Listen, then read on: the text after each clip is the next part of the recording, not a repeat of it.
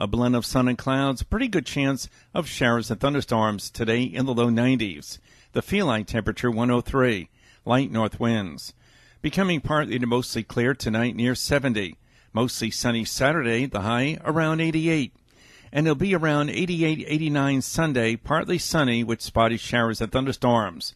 Jonesboro's community radio station, we're KLEK 102.5 FM. From Feature Story News in Brussels, I'm Kevin Ozebak.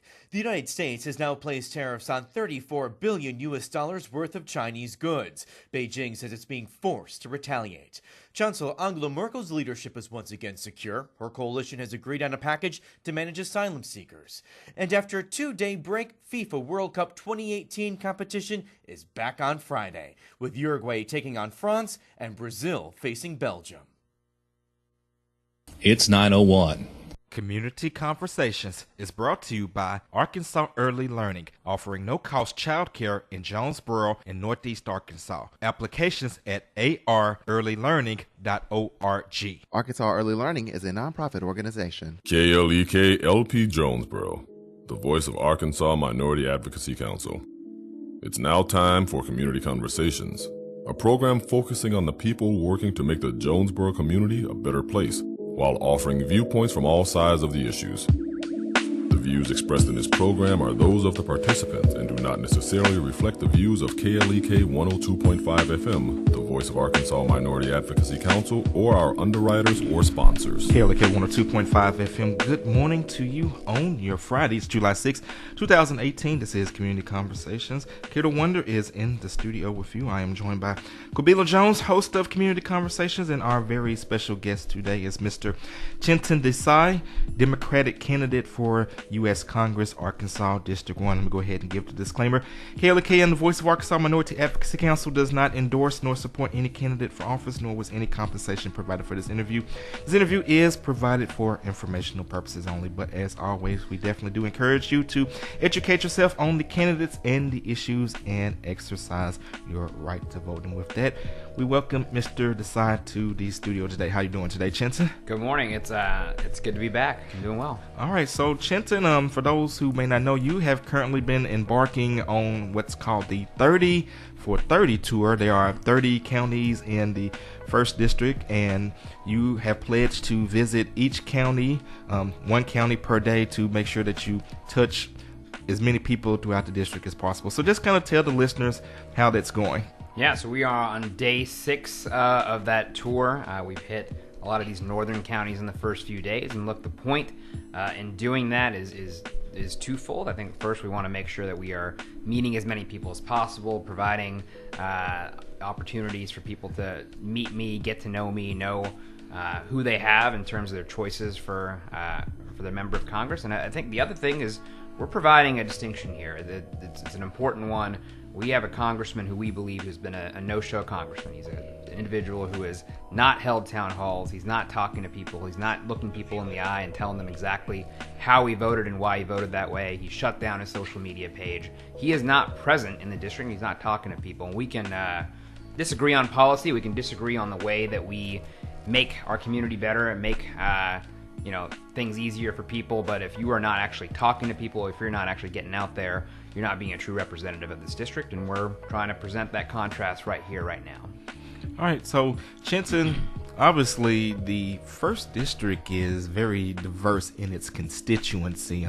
You have some counties that are more liberal, some that are more conservative, some who lean more primarily towards one demographic breakup, whereas you go somewhere else, the demographics may be different. So how has it been like talking to such a variety of people? What are some of the things and some of the concerns that have been voiced to you?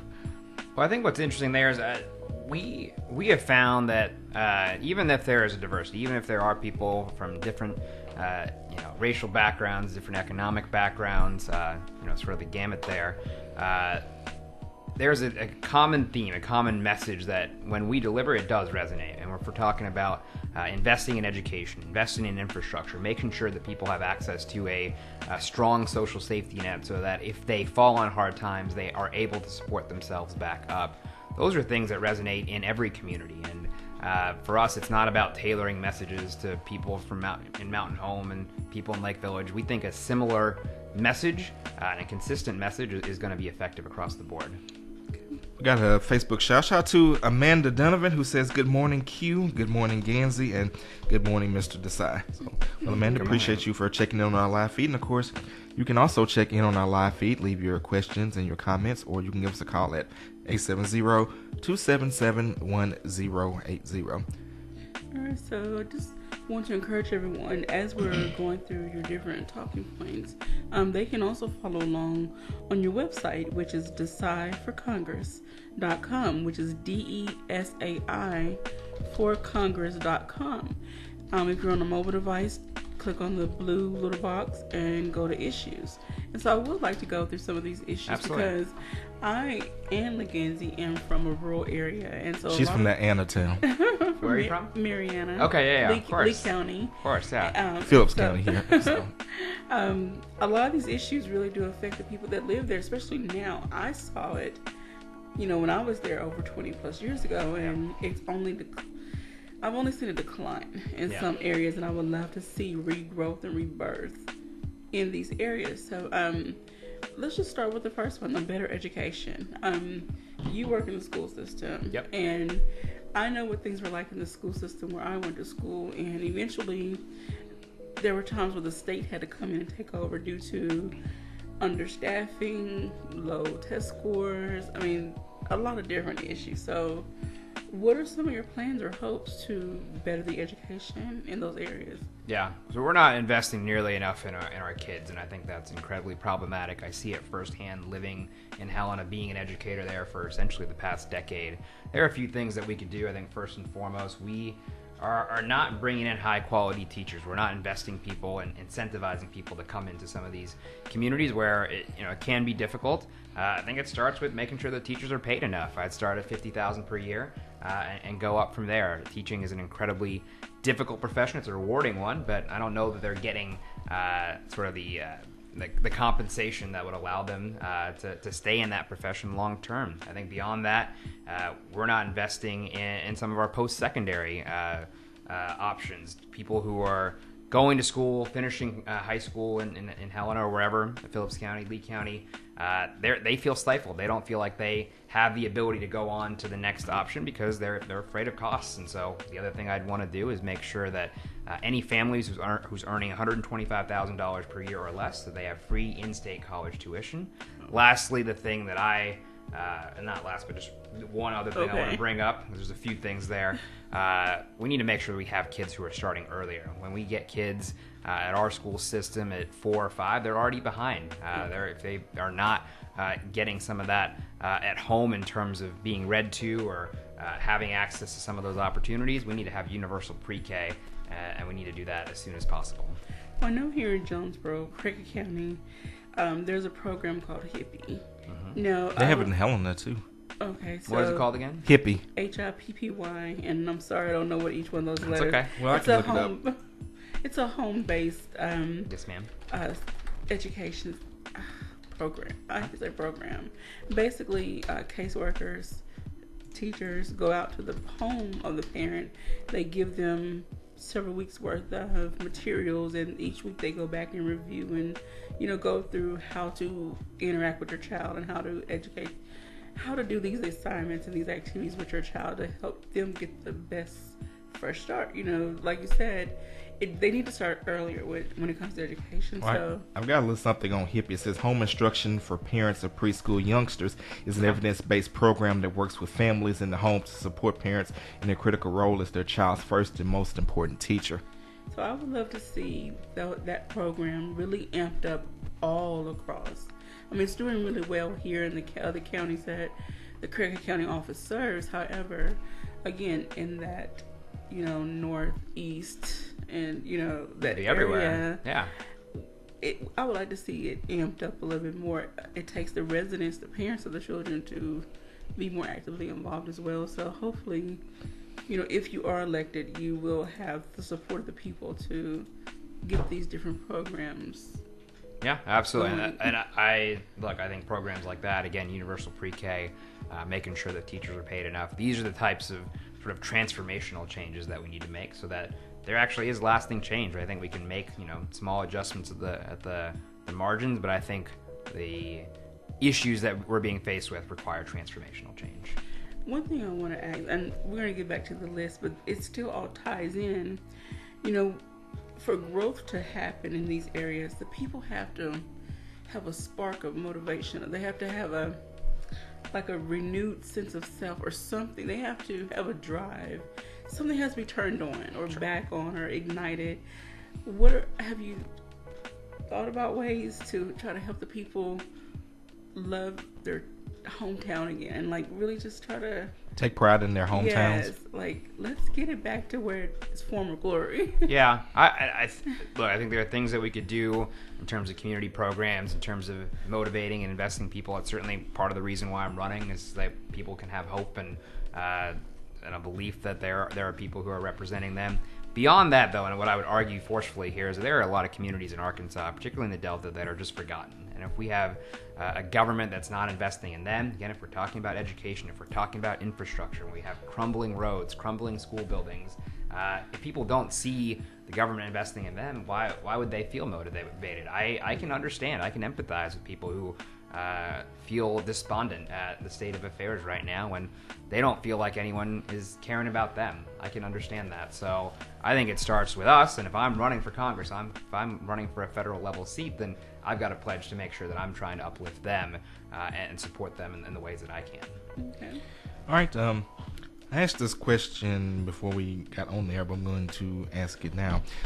A lot of people, when they run for office, they are well-intentioned. They have a desire to really help people.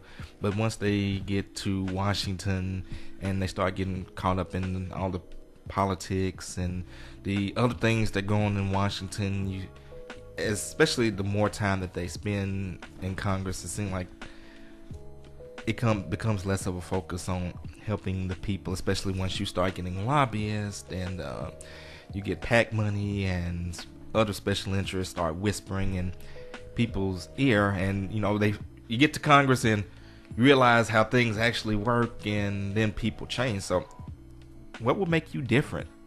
Spending more time in our communities, and I've started it now, hitting every single community. Doesn't matter how big or small, it doesn't matter the demographics. If you are not present in the community, if you're not holding town halls, if you're not, again, looking people in the eye and telling them, again, how you voted and why you voted that way, it can be easy then to go off into D.C. and become glued to special interests, and there's just a cycle then that allows you to get reelected. But if you actually then have to talk to people, hold public events, and make sure, again, they know who you are and what you're doing, then you're going to be a little more beholden to those representatives. I think number two, beyond that, we have individuals who are going into Congress and staying in there for decades and decades, and I don't think that's appropriate. I'm not going to give you a number of set years right now, but I don't need to be serving more than 3 to 4 terms. I think let's go in there, let's try to make some changes. I think allowing myself to be in there for a limited amount of time would allow people to hold me a little more accountable and make me more accountable to them. Okay. All right, and we need to really be grooming the next generation of individuals who do have a desire to work in the political arena to move into those positions. Like you said, I applaud the ones that are doing their job. However, there are many that are up in age that can take a seat. And that's all I want to say. Sorry. Yeah. And we can have a discussion on whether congressional term limits is the answer. Obviously we have term limits on the presidency, and of course for those that study history, the reason why there was a term limit imposed on the presidency is because FDR was elected to 4 terms, and some people thought that was too long. FDR actually died as president, and who knows if he had lived how many more terms he would have possibly ran for. So they felt like by him serving that long that he had become too powerful as president. And FDR was a Democrat. So that rationale may have, there can be a discussion on whether that rationale should also go to Congress as well. I think it should. Okay. We are speaking with Mr. Chintan Desai, Democratic candidate for U.S. Congress, Arkansas District 1. And of course, you can give us a call at 870-277-1080, or you can leave your questions and your comments on our Facebook Live feed. Going back to your website, I'm going to skip ahead just a little bit. I'm looking at one of your issue points, and it says, making trade fair. And of course, trade is a hot topic because, there's talks of trade wars. The U.S. is labeling tariffs on countries. Countries are issuing retaliatory tariffs, and it's actually going to affect us in the first district, especially in the agricultural field, which is something that is huge in the first district. And there's actually some anxiety among farmers in the first district because they're worried that because these tariffs are being imposed, that the cost of selling their goods is going to become so high that other countries and other places are going to pass on buying them, which will cause them to lose money and potentially go bankrupt. So how do you address this issue? You don't enter into trade wars. The trade war just started last night at midnight, and they went into effect.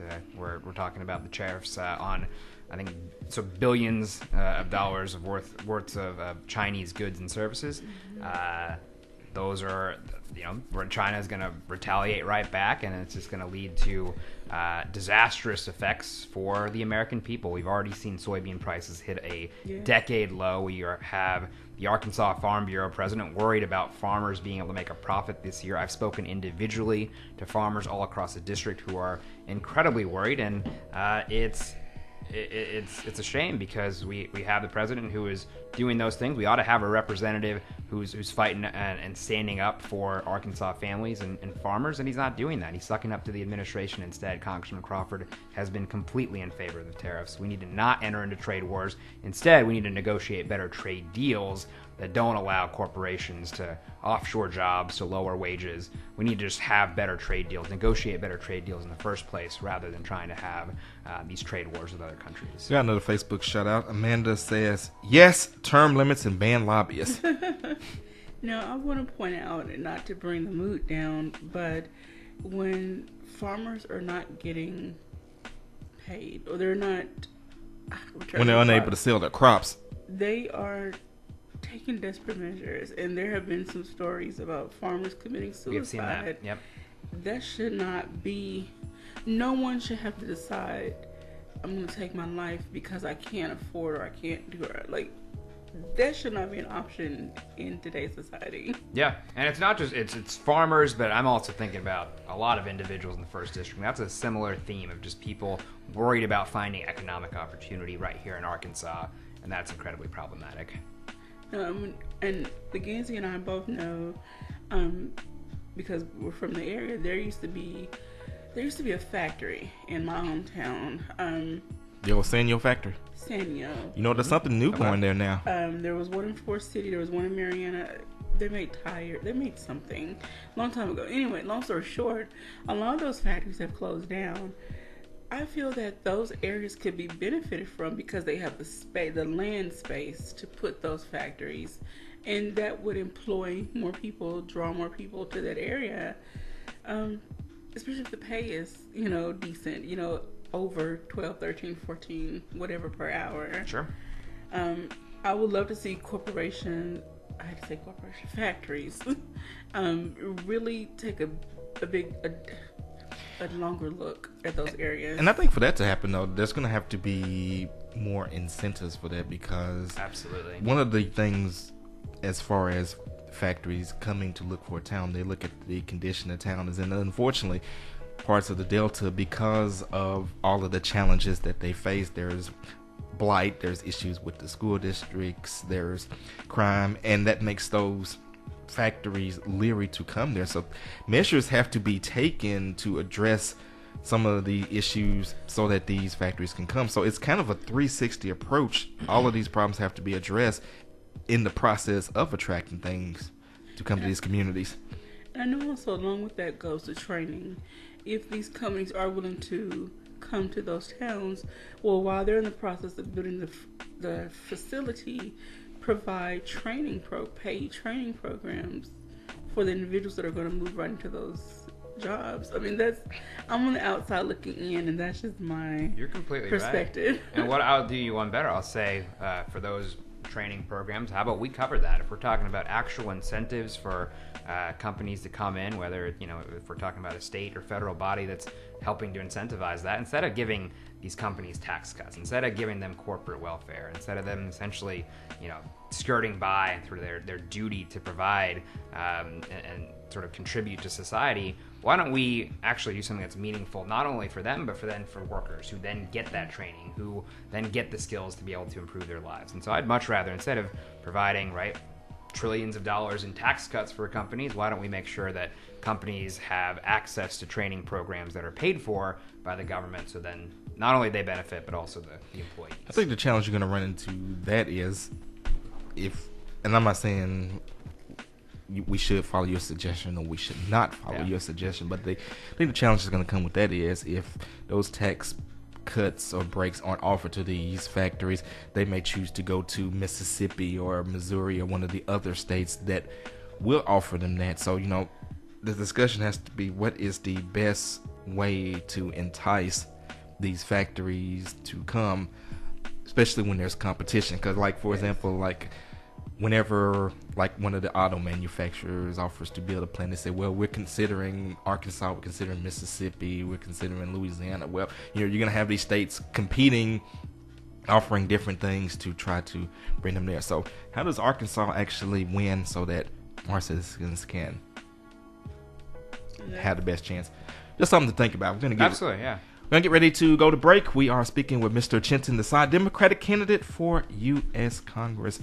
We're going to be back with more of your questions and your calls and your comments. Don't go anywhere. This is Community Conversations on KLEK 102.5 FM.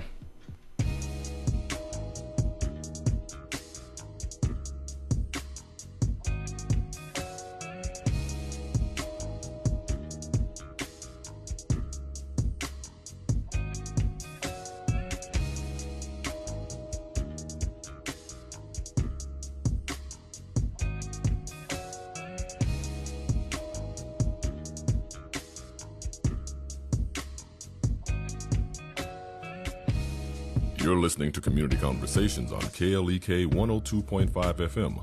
We'll be right back.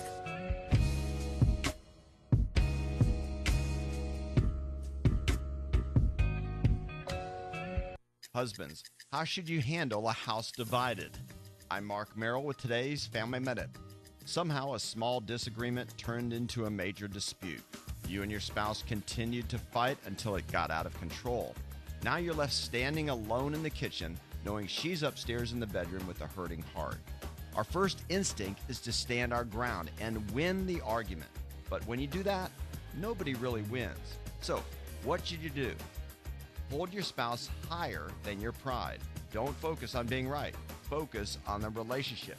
Keep your eyes on the goal of having a peace-seeking, joy-filled marriage. Remember, your family first. Want to connect with Mark on Twitter? You can.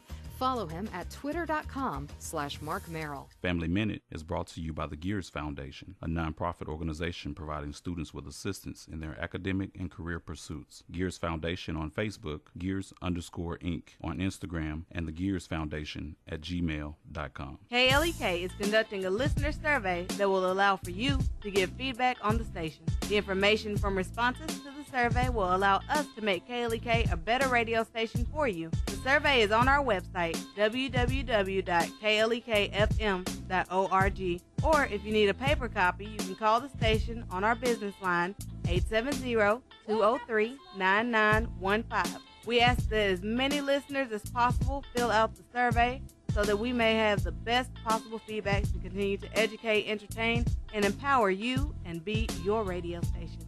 As a token of our appreciation, one lucky person who completes the survey will win $102.50.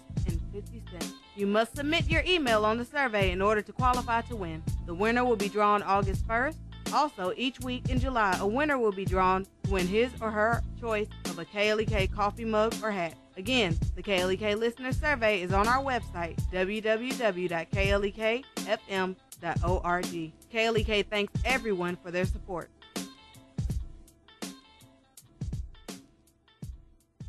Support for KLEK is brought to you by At Glen Sane, we don't just sell cars and trucks. We build relationships. This is Danny Ford. We have a long list of customers that are also our friends. Always know we're here for you. Glen Sane, God bless our troops. KLEK thanks CJ Pepper and the staff of Life Strategies Counseling Incorporated for helping people through hard times in life such as depression, family issues, stress, abuse, and more. They offer counseling and therapy for all ages, individuals, families, and groups. They are located at 1217 Stone Street. Phone number 1-866-972-1268 or online at lscihelp.com.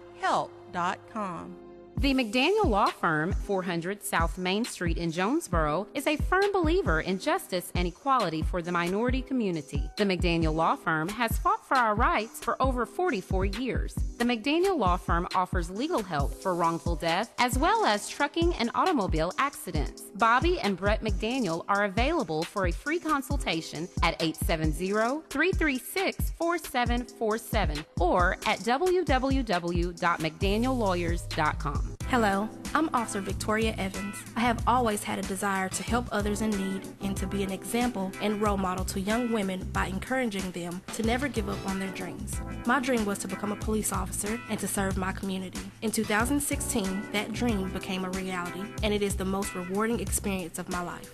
Now I want to let you know about the same opportunity.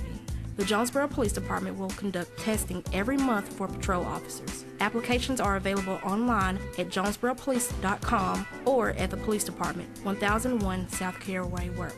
The Jonesboro Police Department offers a competitive salary, health, and retirement benefits, top-of-the-line training, and most importantly, the chance to make a difference in the Jonesboro community. Join me in making Jonesboro a better place. The Jonesboro Police Department is an equal opportunity employer, and women and minorities are especially encouraged to apply. More information is available at 870-935-5657.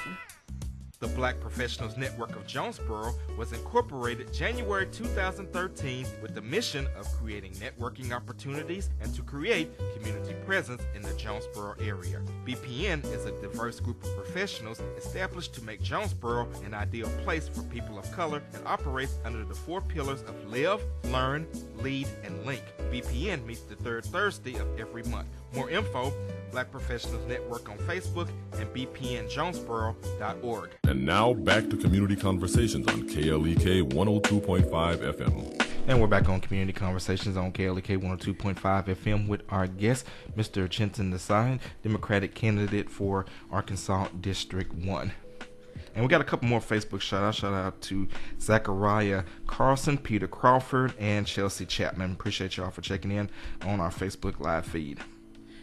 So, I was going to ask you about a question before we jump back on concerning the Family Medical Leave Act, because on your list of issues, there's universal health care, or your plans or hopes for universal health care.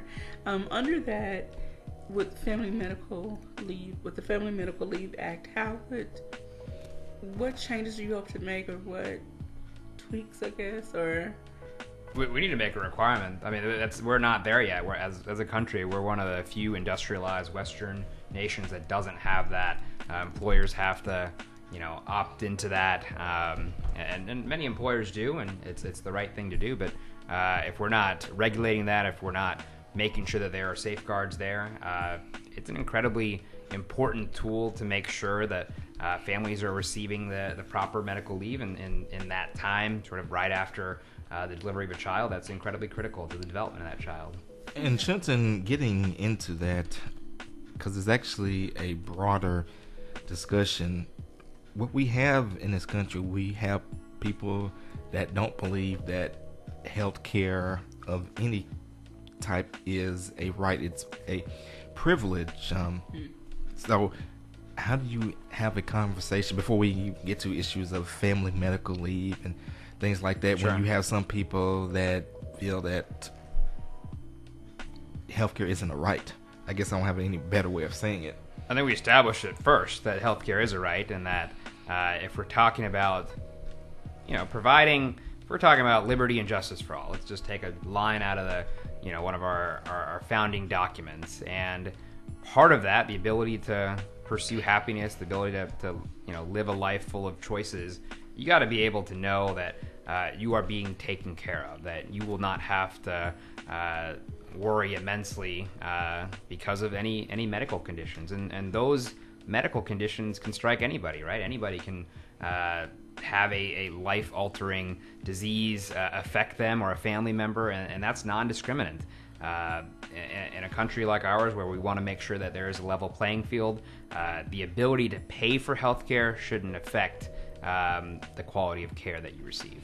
And that ties into the central theme of your campaign, economic justice. So for those out there listening and watching, kind of explain, what do you mean when you campaign for economic justice? Yeah, it's the ability to it's being able to make choices where you can stay in your community, in your hometown, and lead a life of opportunity and choices in what you pursue. And I take the story, the example that I provide, that's central to our campaign, central to our messaging, is my parents had to move here from another country.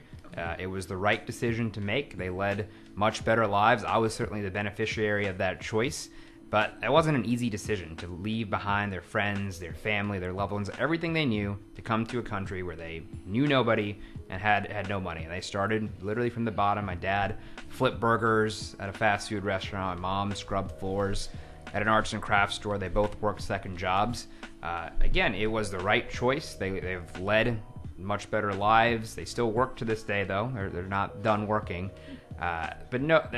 The dilemma that I'm seeing, and it's in talking to people, it's been in these conversations for the past 7-8 months that I've been running, is that too many Arkansans feel like they have to leave to find a better life, and that's not okay.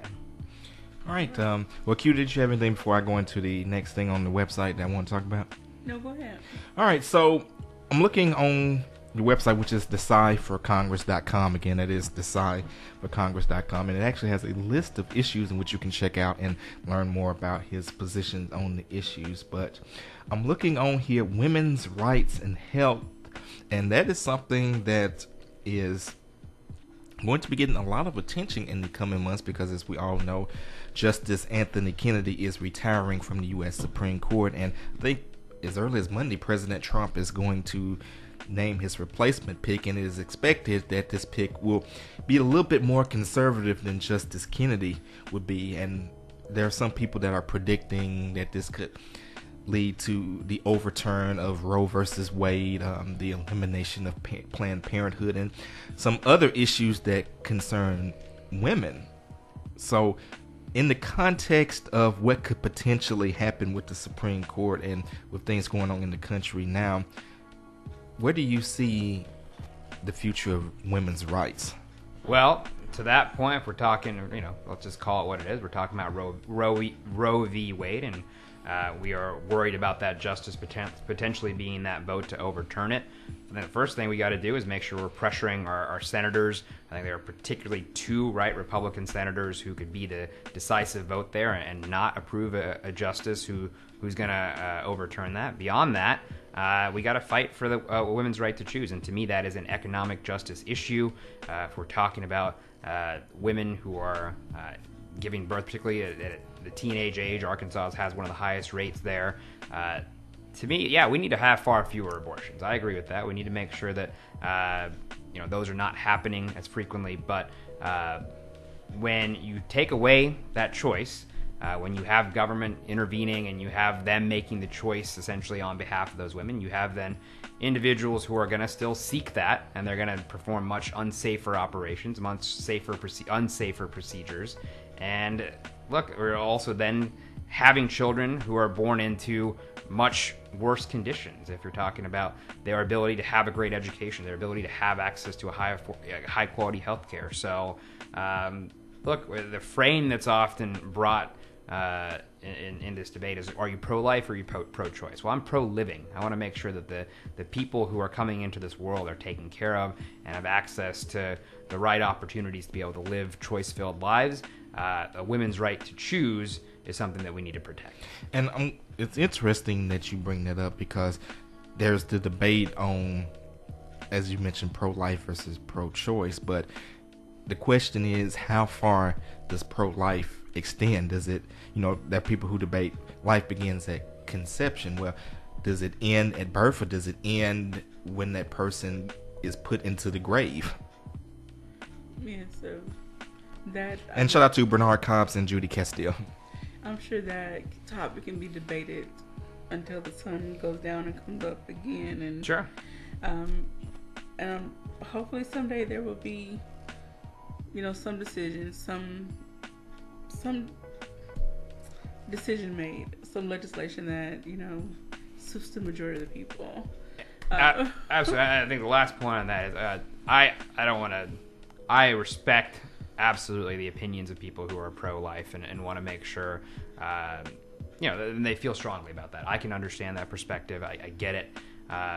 Let's do this then. Let's work to have far fewer abortions. Let's work to make sure that's not an issue anymore. And I would argue that the way to do that is making sure that we have adequate sex education in schools, that we have access to birth control, and making sure that women have the ability to make some of their choices. And one point I want to add is that there are a number of people who are pro-choice, but if they were given the choice, they would choose life themselves. Sure. In fact, I will give the example. I remember I was at a symposium it was Mrs. Sandra Combs, Dr. Sharice Jones Branch, and Dr. Lily Fears, and someone asked Mrs. Combs her opinion, and she said, I am pro-choice. However, if I was in a position where I would choose not to pursue an abortion. I think that's something that gets lost, that just because a person may believe in that choice, that's not the choice that they would make for themselves, but they would not want to force that upon other people. Yes. Judy Castile says, good morning, good to see you, Chintan. Hey, Judy. I want to just touch one more time on the teenage pregnancy topic, that aspect of this whole thing. I have a friend who works directly in the field of... She mainly deals with STDs, STIs in a particular county. However, she does education on unplanned pregnancies and other things like that. I used to do some speaking in the junior high schools years ago when there was a program implemented here. However, that program faded out. I don't know if it was due to funding or whatever the case. However, I know there are many people in the religious sector that will argue against this. However, while I do believe in abstinence, I also believe we have to educate and equip our young people with the knowledge so they can make an informed decision. I would love for all teenagers to abstain until they get married, of course, but unfortunately that's not the world that we live in. So we have to do something to educate them. And I would definitely stress, just because I'm giving you this education doesn't mean that I'm giving you permission. Sure. They're essentially going to make their own choice eventually. However, if they're not informed and they don't have these open discussions about why they should abstain for emotional, physical, and other reasons, then we are going to continue to see the unplanned teenage birth rates rise. I couldn't agree more. Absolutely. Let's lighten up the mood just a little bit. So, obviously, you are of, I believe, Indian descent. Yes, sir. So, do you see yourself as an inspiration to other minorities? Especially, people see you as a minority that is running for Congress. And, of course, you have been a teacher. So, do you see your campaign as inspiring to others to one day follow that same path? I mean, I don't know about all that. I hope that that's the case. I hope people feel inspired by this. Ultimately, though, that's all fine and good. I need people to feel inspired to vote and vote for me. So that's ultimately what it's about. It doesn't matter, what my background is. It doesn't matter, again, how young I am or any of that. It's ultimately, do you agree with what I'm saying? Do you agree with our message? Does this inspire and motivate you to get out to vote? And we need far more people voting than we currently have. We have a bunch of counties where we're working hard to get that voter turnout up. And so I think if that's a byproduct of all this, that's great. But we got to win this seat first, and I got to get people motivated to vote first and foremost. And you also have a campaign office here in Jonesboro. It recently opened. In fact, I attended when you open the office. So let the people know about your office, what's there, and how often that you're there, and how people can come check it out. So we are just up the road from the library, 622 West Oak in Jonesboro. It's called the Savannah House. It's a big pink house. We have a portion of that. We lease from a big supporter of ours who's given us a pretty good rate to that on that. So, shout out to Kara Sullivan for doing that. And basically, we have a campaign manager, and a quick story on him. He's a humble guy, and he won't mention himself, but he's actually a civil rights attorney in D.C. who has moved his life, did this about 3-4 months ago, moved his life to Arkansas to help get me elected to Congress. He literally lives in the office. I think he works 14-15 hours a day. And I've seen him all over town. Like yes. Every event, every community event that someone's putting on, he's there. So shout out to Matt Ling, my campaign manager. And look, if you like what you hear, if you're interested in the race, I think the first step, do visit the website, desaiforcongress.com. I want you to read every single one of those issue positions, and I hope I've earned your support in that way. If I've motivated you beyond that, and you want to help make calls for us or volunteer in other ways, our office is pretty much always open, 622 West Oak in Jonesboro. And Chintan, are there any of these issues on the website that you want to talk about that I know Quabila and I have picked some of the ones of interest to us, but are there any that you really want to just hit home? I think, so they're all incredibly important. The ones that I have really focused on are education, healthcare, and infrastructure. I think those are the three keys to help improving our community. Education, because we need to make sure that our youth have the skills and training that they need to make great choices in life, to have a life full of choices. We need to invest in infrastructure so that the projects that are created as a result of those that infrastructure spending, the people that we're then educating and giving that great training to are allowed or able to apply those skills right here in Arkansas. They might get that education, that great training, but might go elsewhere because they don't have jobs here. So that's number two. And then beyond that, healthcare, but really as a general theme, a social safety net. We have people who can hit on hard times. I know it was true of my parents when they first came here. They weren't earning a lot of money. They were working hard, though. But if they didn't have that basic social safety net, whether it's SNAP benefits, whether it's access to Medicare for our seniors, Medicare and Social Security, and then access to a high-quality, affordable health care, then we have individuals who don't even have the baseline support to be successful. And you mentioned about the SNAP benefits. Of course, one of the things that is going on now is that there are now being work requirements being imposed on people who receive public benefits. So what are your thoughts on that? To be very clear, the work requirements are already there. They're just making them more stringent and more difficult for those reporting requirements to happen. When we're talking about a community that has, in rural Arkansas, 4 in 10 Arkansans have access to the internet. These reporting requirements are you have to use the internet. You have to be able to access the internet to report on what you've done. They're raising the work age from 49 to 59. They're saying that if you have a child over the age of 5, then you have to work.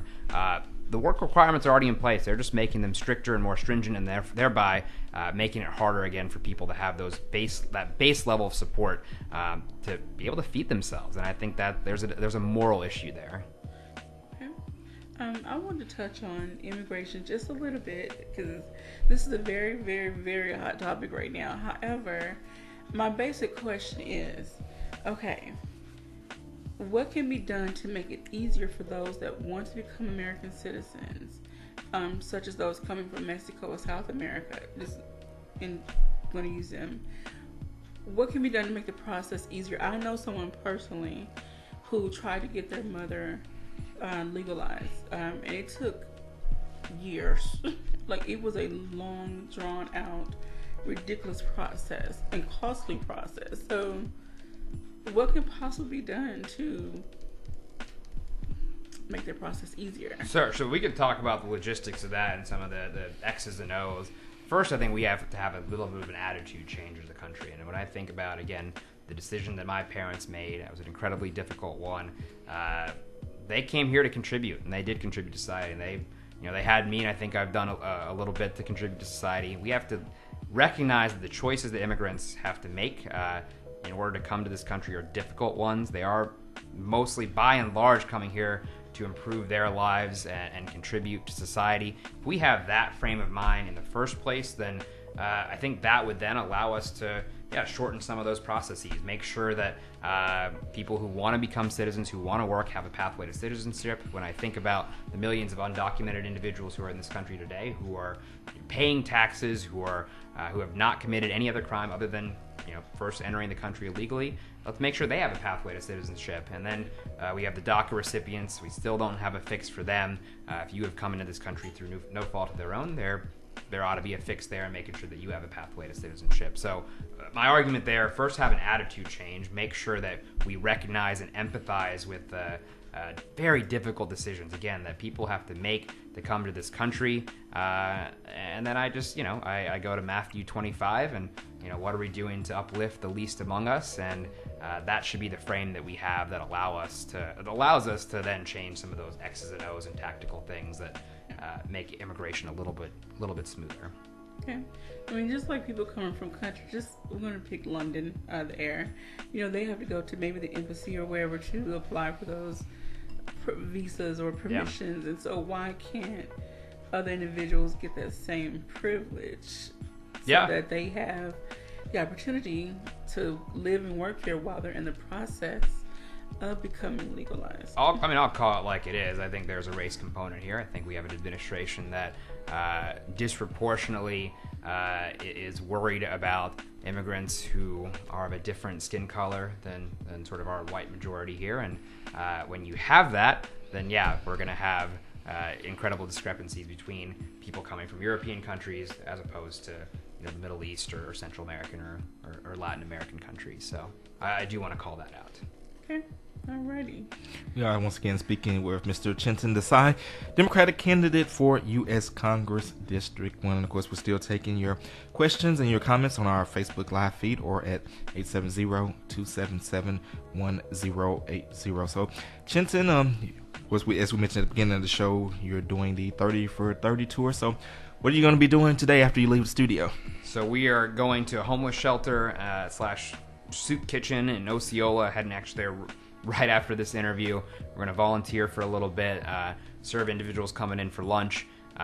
We'll do a little bit of a retail politics, just going up and down some of the Main Street businesses, both in Osceola and Blytheville this afternoon. And look, the reason why we're doing that is because people need to know who I am. They need to be able to shake my hand, learn a little bit more about me, and then they can make their choice. I respect people's opinions and their ability to disagree, and ultimately make the choice for who they vote for once they're in there. But if they don't actually know what their choices are, then they're not going to be able to make that informed choice. And I definitely can agree with that. Like we always say, we're not going to tell you who to vote for, but we definitely encourage you to learn about the candidates, study on their positions, and then step into that voting booth and exercise your right to vote. No vote, no voice, all votes matter. My guy BT, you hear him say it all the time. We're going to leave it right there. We'll be back with more. This is Community Conversations on KLEK 102.5 FM. You're listening to Community Conversations on KLEK 102.5 FM. We'll be right back.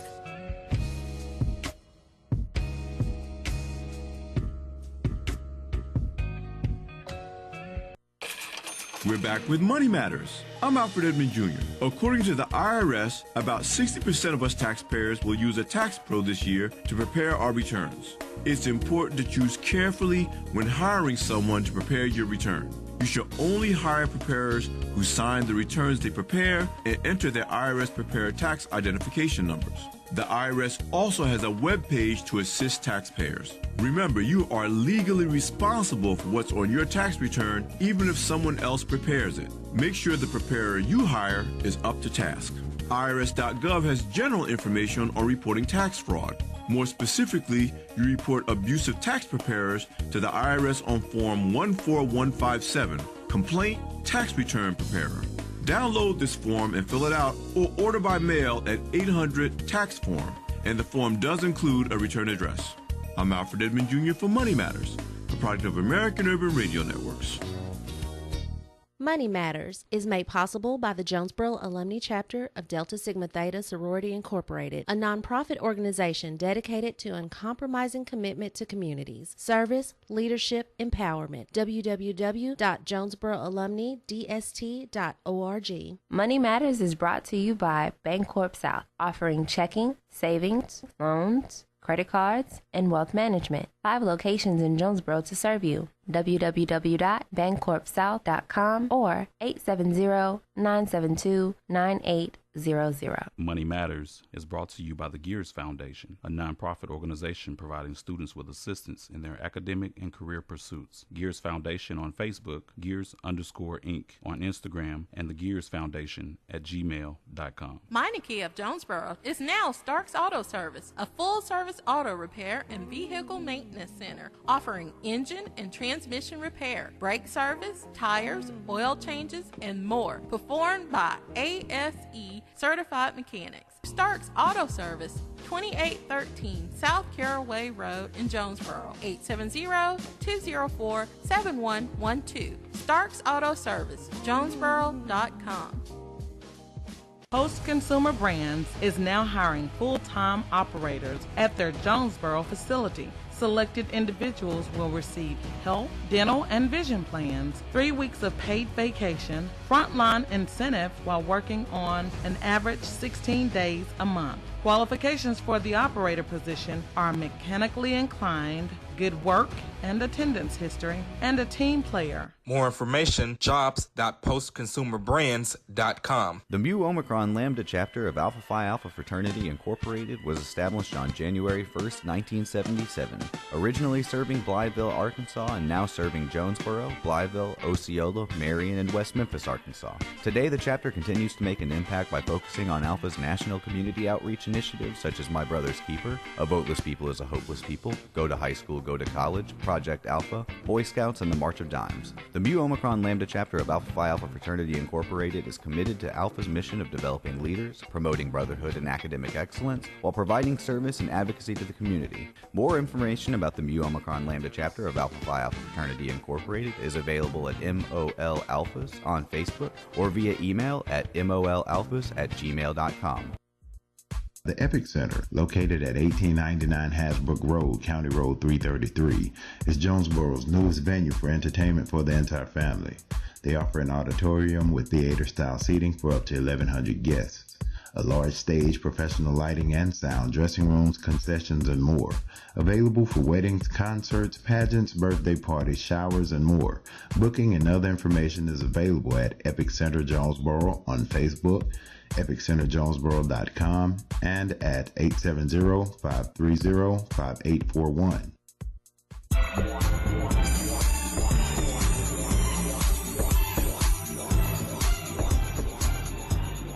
We at KLEK would like to extend a sincere thank you to all of our underwriters and sponsors. If you would like to sponsor or underwrite our programming and help us to educate, entertain, and empower the community, our number is 870-203-9951. Our email address is klek1025fm@gmail.com. The website address is klekfm.org. Again, thank you for listening.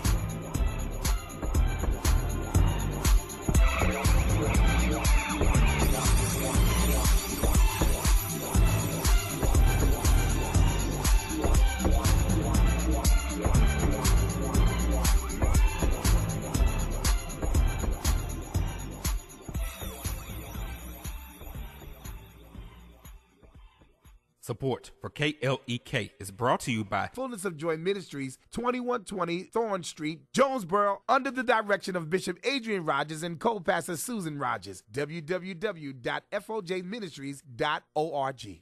And now back to Community Conversations on KLEK 102.5 FM. And we're back on Community Conversations with our guest, Chintan Desai, Democratic candidate for Arkansas District 1 for U.S. Congress. All right, so we thank you so very much for joining us today, Mr. Chintan, and sharing your thoughts on your views. Again, if anyone would like to learn more and read more in-depth information go to desaiforcongress.com, DESAI for Congress.com, and click on the little blue tab box and look at the different issues, and then there's more information on his website as well. And then follow his Facebook page so you can see what county he's in. If you live in that area, you can meet him wherever he's going to be next. So I'm looking forward to hearing more about your 30 for 30 tour and the people that you interact with and what thoughts they have. What has been some of the concerns that you have already received? Feedback you received from the residents you've met in other counties? Yeah, so it goes back to what we were talking about earlier. They're worried about opportunity, economic opportunity right here in Arkansas. They feel compelled to leave, and whether it's young people who feel like they don't have jobs here in Arkansas, whether it's seniors whose families are moving away to find that opportunity, so then the seniors are left on their own. That's really what it comes down to. Okay. And again, that's the same dilemma that my parents face, so that it's a deeply personal one to me. It's not easy to leave one's home. It's not ideal. It probably wouldn't be a lot of people's first choice, but if they don't have any other options, then they're going to do it, and Arkansas is going to lose out as a result.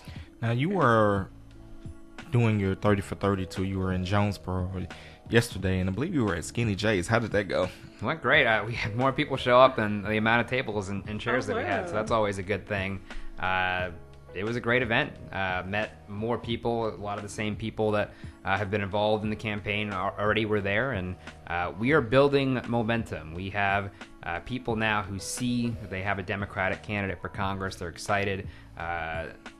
This is a district and a state, really, that 8 years ago was Democratic. It's hard to imagine, but was fully Democratic. And now, 8 years later, obviously we're not at that point right now, and people.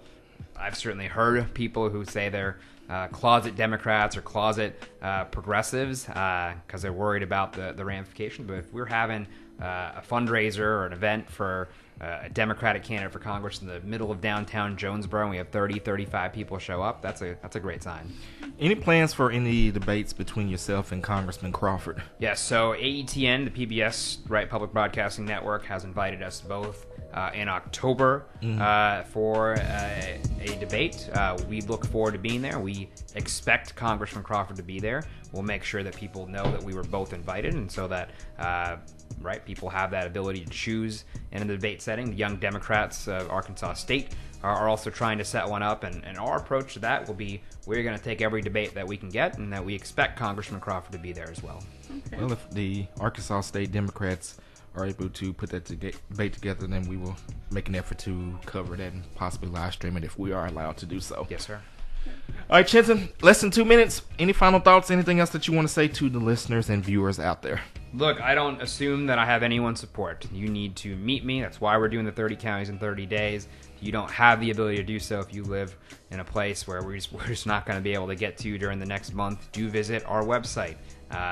You need to read the issues, a little bit more about the biography, watch the video that's there. I don't assume that I have anyone's support. I don't assume that anyone's going to go out and vote themselves. I know we've seen in recent elections that we haven't had the turnout that we've needed. So I don't assume anything.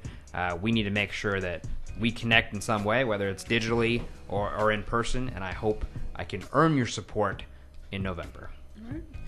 We just want to encourage everyone. I know that some people were concerned about the voter ID and registration. Get the ID. The county clerk's office is offering a free option. Those of you with transportation options, help get the people to where they need to go to get their IDs so they can be counted. Their votes can be counted. There you go. Yep. Lost my vote. Alrighty. So, once again, Chintan will be in Blytheville and Osceola as part of his 30 for 32. And I believe the tour is going to wrap up in Helena, Arkansas, which is his hometown and also my hometown as well. Shout out to Helltown. Once again, Mr. Desai, we want to thank you for stopping by the studio today. And, of course, we will have Mr. Desai again in the studio. We will also reach out to Congressman Crawford to get him in the studio as well. And of course, as we get closer to election season, we hope to hear from every candidate running for every office, because that's what we do here at KLEK. We don't tell you who to vote for, but we want you to be educated and be an informed voter when you step into the voter booth. We're going to leave it there. You guys have a great and blessed day. This is KLEK on 2.5 FM. Thank you for listening to Community Conversations on KLEK 102.5 FM, a program focusing on the people working to make the Jonesboro community a better place while offering viewpoints from all sides of the issues. The views expressed in this program are those of the participants and do not necessarily reflect the views of KLEK 102.5 FM, the voice of Arkansas Minority Advocacy Council, or our underwriters or sponsors.